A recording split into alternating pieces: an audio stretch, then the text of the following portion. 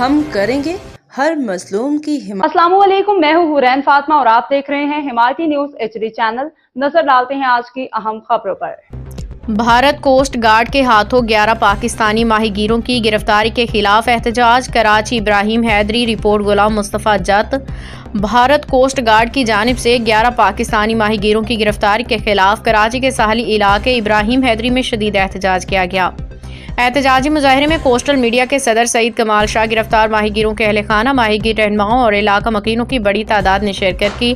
مظاہرین نے پلے cards, banners اٹھا رکھے تھے، بھارت کے خلاف نعرے بازی کی۔ مظاہرین کا کہنا تھا کہ پاکستانی ماہی گیر روزگار کے حصول کے لیے سمندر میں مچھلی کے شکار پہ گئے تھے، تاہم بھارتی کوسٹ گارڈ نے بلا جواز انہیں گرفتار کر کے انسانی حقوق کی سنگین خلاف ورزی کی ہے، جو کسی صورت قابل قبول نہیں۔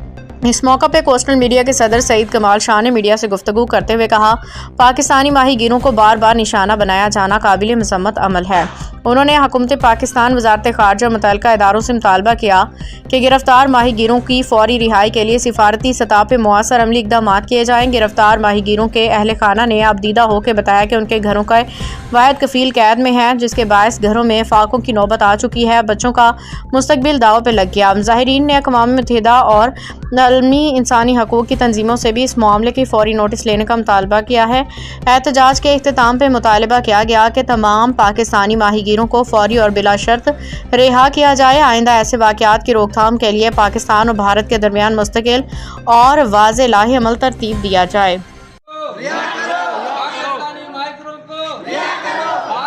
پاکستانی مائیگروں کو، ان کے بچوں کو، ان کے بیٹوں کو، پاکستانی مائیگروں کو رہا کرو، رہا کرو، بے گناہ پاکستانی مائیگروں کو، بے گناہ پاکستانی مائیگروں کو، بے گناہ پاکستانی مائیگروں کو، بھارت میں کیس تمام پاکستانی مائیگروں کو، پاکستانی مائیگروں کو آزاد کرو، آزاد کرو، آزاد کرو، آزاد کرو،